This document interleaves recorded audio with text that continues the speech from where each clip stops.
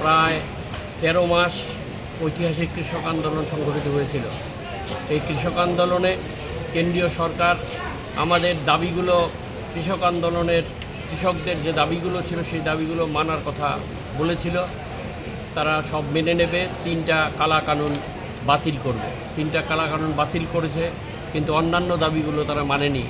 যেমন এমএসপি তারা মানেনি।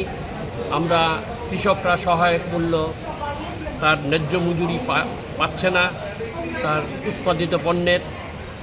তার জন্য আমরা কয়েকটা দাবিকে সামনে রেখে আজকে আমরা 19 তারিখ যাচ্ছি দিল্লির উদ্দেশ্যে।